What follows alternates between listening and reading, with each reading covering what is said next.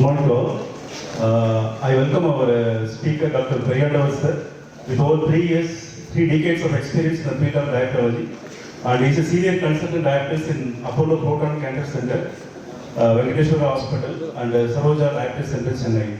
Moreover, Zar is a senior consultant diabetology at Tamil Nadu Government Multi-Super Specialty Hospital, Chennai, and he also the joint organizing secretary in various conferences like the National Annual Conference RSSDA 2022 Chennai, and he was also the organizing secretary of DIAB 2011-2019, which was conducted by the Diabetic Association of India.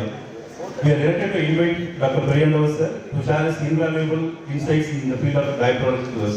Very good morning to all of you. Nice to see the hall is full, almost full. And at the outset, I thank the organizing committee for the warm hospitality and a wonderful chance to give a lecture in this August audience.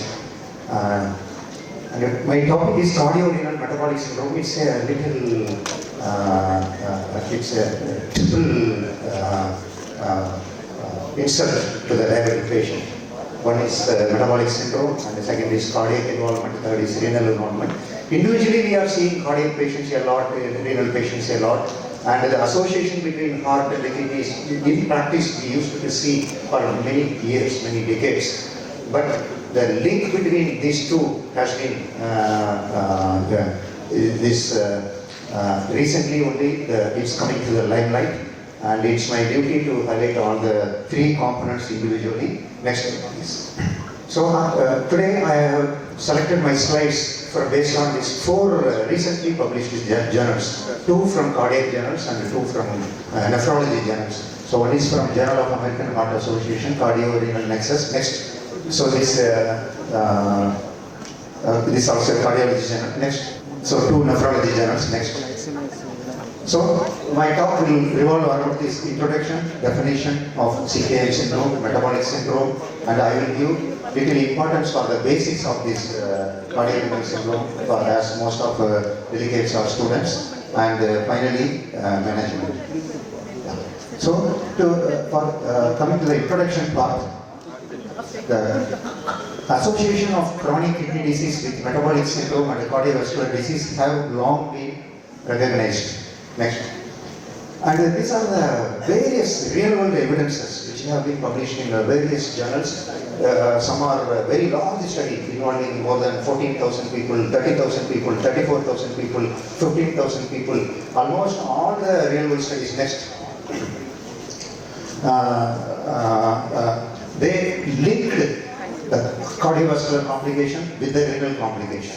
And only the American Heart Association, they have taken the merit of setting up a work group of cardiologists, endocrinologists and nephrologists for the purpose to combine all the 3 disorders in a single entity as an appreciation of their pathophysiological interrelation. Next. The term cardiovascular kidney metabolic syndrome, CKM, was created to underscore the connection between obesity, type 2 diabetes, chronic kidney disease and the CV system. Next. And way back in 2009, the American Society of Nephrologists, so they have put a consensus conference and they defined 5 forms of heart-kidney interaction. So in the type 1, where acute heart failure is directly associated with acute kidney injury, that was the first thing.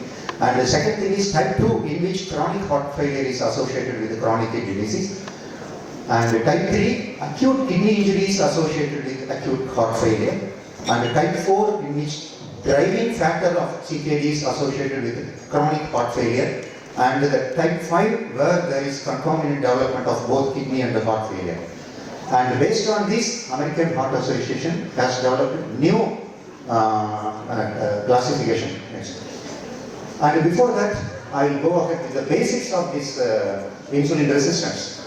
When we were students, PG students, in late 80s, the syndrome X or Revens syndrome, and in other words, the popularly nowadays it's called metabolic syndrome, and this was very popular, and that was the new entity when we entered into the Department of Diabetology. And it says the central pivotal role of this syndrome is insulin resistance.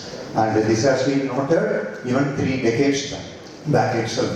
Because of insulin resistance, the diabetes come, dyslipidemia, obesity and hypertension, everything secondary to insulin resistance. This has been noted even 3 decades back. Ultimately, these all factors lead up to atherosclerosis.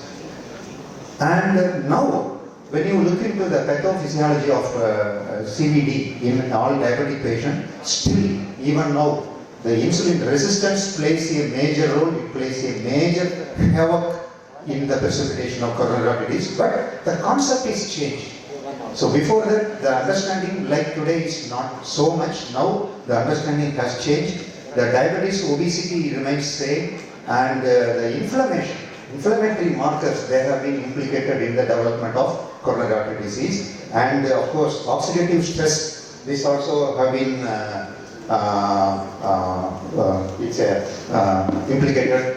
And recently, mitochondrial dysfunction, impaired ATP production from the altered mitochondrial function that is in the oxidative decarboxylation cycle, and the renin-angiotensin axis, abnormalities of abnormal production of advanced glycation end products, and the endothelial stress, and this ultimately lead on to CV events and death. Next slide. And high insulin resistance increases cardiovascular risk by 2.5-fold. What is surprising though is that after adjustment for 11 known cardiovascular risk factors including dyslipidemia, systolic hypertension, smoking, and the insulin resistant subjects still had the 2-fold increased risk of cardiovascular disease. So whatever the risk factors for coronary artery disease, insulin resistance dominates. So at the most, we should aim at reducing the insulin resistance while managing all the type 2 diabetic patients. And of course, rather than before going for any medication, the one important weapon you all should know to tackle this insulin resistance is walking. Walking definitely has more punch on this reduction of insulin resistance. Next slide. So for the undergraduate students to know about the insulin resistance, 1 minute I will talk about the definition of diabetes. Diabetes mellitus is a metabolic disorder. Next. Characterized by persistent hyperglycemia. Next. Which is due to absolute or relative deficiency of insulin secretion. In type 1 diabetes, absolute insulin deficiency. In type 2 diabetes, relative insulin deficiency. And impaired insulin action, that is called insulin resistance. Next slide please. And this all you know. If untreated, can lead to vascular and metabolic complication, that is micro and macrovascular complication. Today, our heroes of my talk is both heart and kidneys. So, heart comes under macrovascular complication, kidney comes under microvascular complication. So, both are deadly duo. If both joins together, the life of patient will be very, very pathetic. Next slide, please. So, this is a typical to show the insulin action. So, this is cell, plasma membrane, and previous. Yeah. So the insulin receptor, insulin receptor has alpha and beta subunit. Once insulin sits in the receptor, then only the intracellular events take place, and the glucose transporter are mobilized to the cell surface, and glucose will enter. Suppose there is any defect in insulin action, whether it's a receptor defect or the intracellular event defect, naturally your insulin cannot exhibit its action. So this is what the basic of insulin resistance. Next one. So of late, as I told you, insulin resistance is the main culprit in producing these all vascular events. So how the insulin resistance deranges the lipid metabolism, and from the adipocytes, more free fatty acids are produced. That free fatty acid, when they enter into endothelial cells, they increase free fatty acid oxidation, and the reactive oxidation species are produced, and through various havocs, advanced glycation end products, protein kinase C, and the nuclear factor alpha kappa, like that, many havocs. So you should know about the basics of this insulin resistance and how these are happening, advanced glycation in product. Next slide please. 1 minute I will take for this. Then coming to the cardiorenal syndrome, acute or chronic dysfunction of the heart or kidneys can induce acute or chronic dysfunction in the other organ. There are a number of important interactions between heart disease and kidney disease. The interaction is bidirectional, as acute or chronic dysfunction of the heart or kidneys can induce acute or chronic dysfunction in the other organ as well. This we have already discussed. Next slide please. So this is a typical picture depicting the reactions. So whenever there is diabetes, it produces, as I mentioned already, with the comorbidities like hypertension, dyslipidemia, obesity, it produces increased synthesis of inflammatory markers, oxidative stress, endothelial dysfunction, lipotoxicity, hemodynamic changes, and RAS overactivation. Ultimately, they lead on to coronary artery disease and cardiac remodeling when the ventricular dysfunction. And if cardiovascular system is involved, it lead on to low cardiac output and chronic hypoperfusion. Because of hypoperfusion and increased venous pressure, subclinical inflammation and neurohormonal abnormalities that lead on to tubulointerstitial fibrosis and glomerulosclerosis, and coming to the progressive CKD or end-stage kidney disease. So when kidney is involved, it naturally produces sodium and water retention, hypertension, RAS overactivation, inflammatory cytokines. It's a vicious cycle. Okay, so the RAS overactivation, inflammatory cytokines, again producing by way of calcium phosphate abnormalities, vascular and tissue calcification, in addition to anemia and uremic toxins, further aggravates atherosclerosis, ventricular hypertrophy, myocardial fibrosis and ischemia. So this is the link between cardio and renal complications of diabetes. Next slide please. And coming to the AHA, American Heart Association, which recently published the classification, the staging. The stage 0 is people attaining and maintaining ideal CV health. Stage 1, people with overweight or obesity who could benefit from lifestyle interventions, weight loss or bariatric surgery. Stage 2 is people with metabolic and renal risk factors, including hypertension, metabolic syndrome, type 2 diabetes and CKD. And stage 3, people with subclinical atherosclerosis. Stage 4 is highest risk category. Next slide please. So this is the simplified risk factors from 0 risk factors to established clinical CVD. So starting from overweight, obesity, developing into hypertension, metabolic syndrome, developing into subclinical and finally clinical. Next. And as I told you, micro and macrovascular complications of deadly DO and Indian phenotypes specifically needs management of both, because our Indian patients have predominantly more abdominal obesity, visceral obesity, and thereby have more insulin resistance when compared to Caucasian and European counterparts, and they develop diabetes at the early stage, develop the coronary artery disease at the early stage. Next slide please.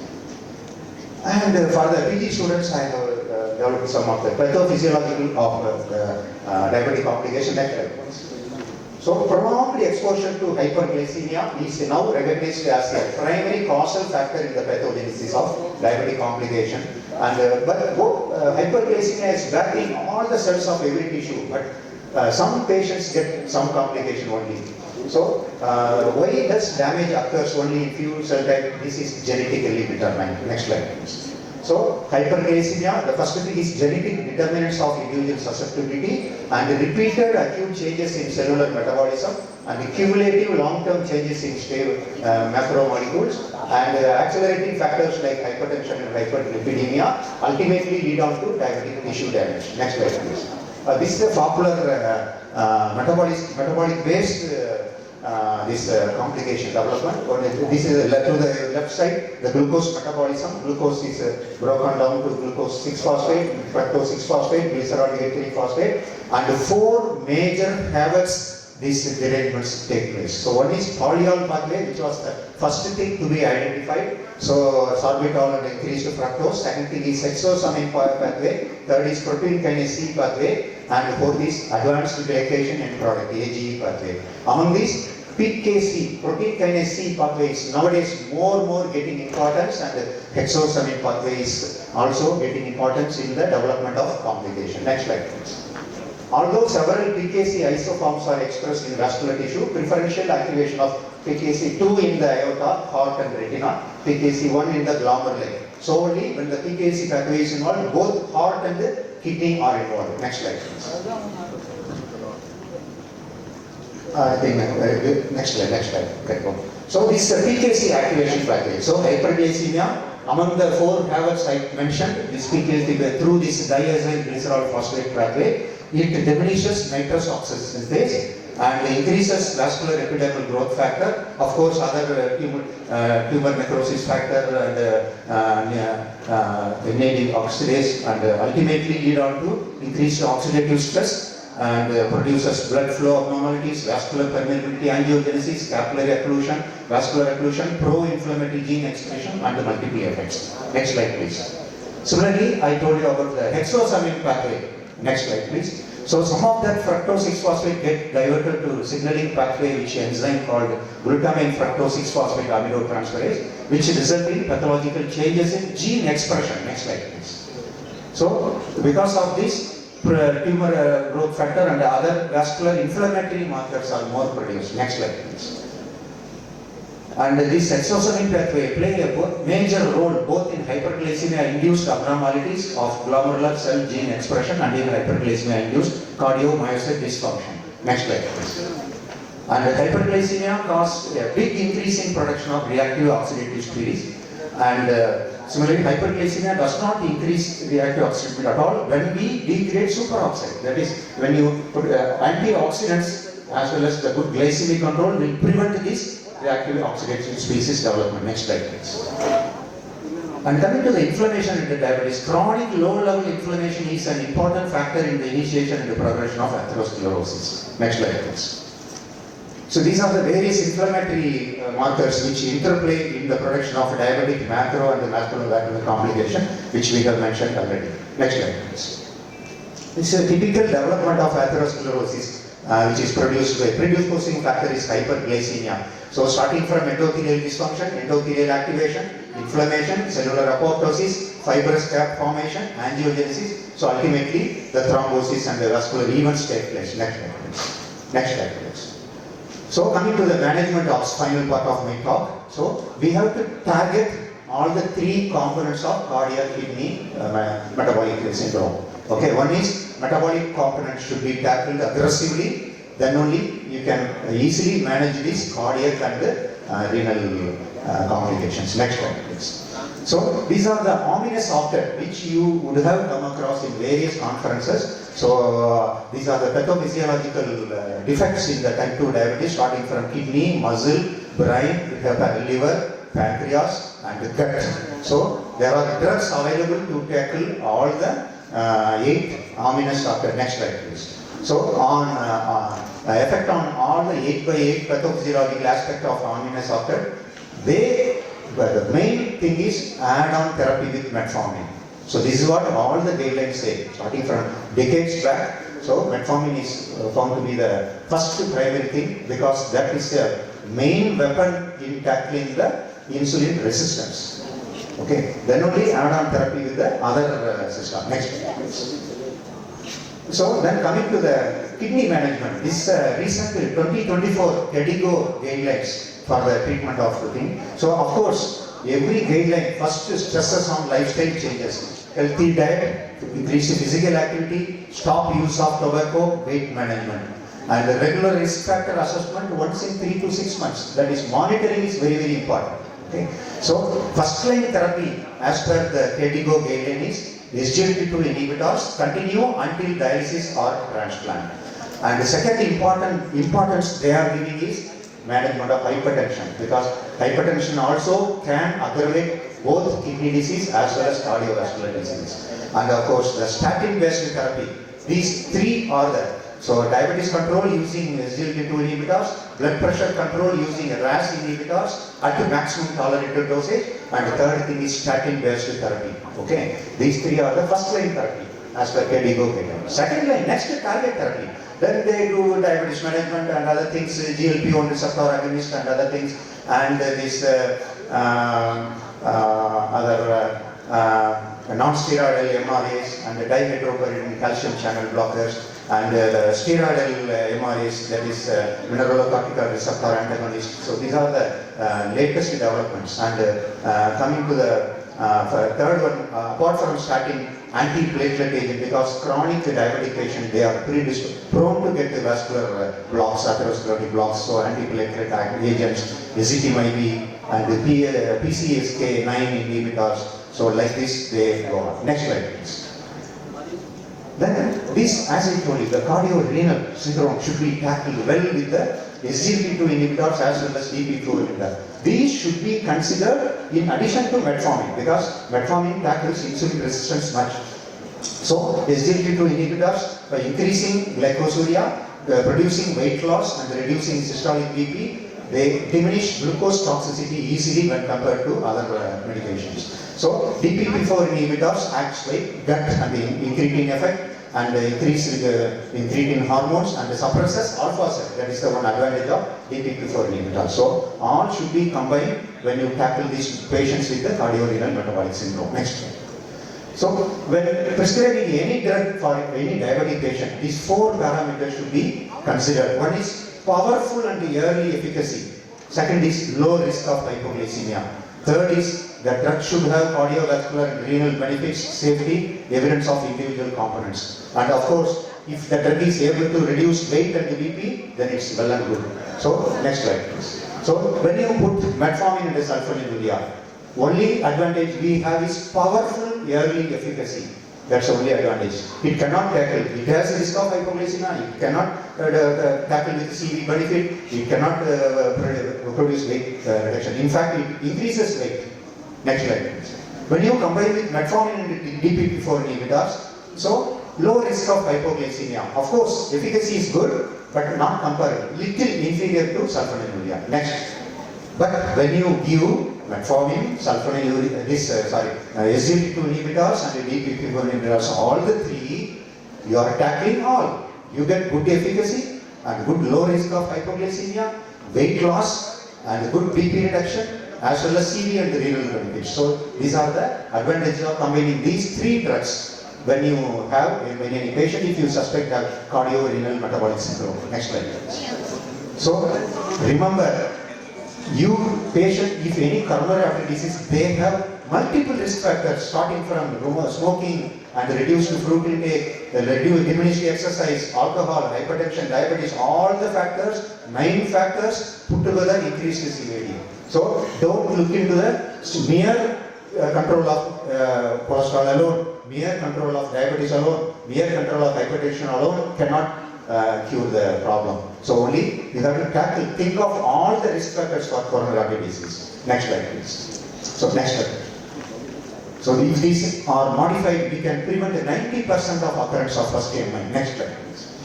So to conclude, all type 2 diabetic patients, people have some sort of insulin resistance, which is the main culprit in development of all diabetic complications, especially cardiorenal metabolic syndrome. By reducing insulin resistance effectively, one can prevent the CAD, which in turn prevent CKD as well.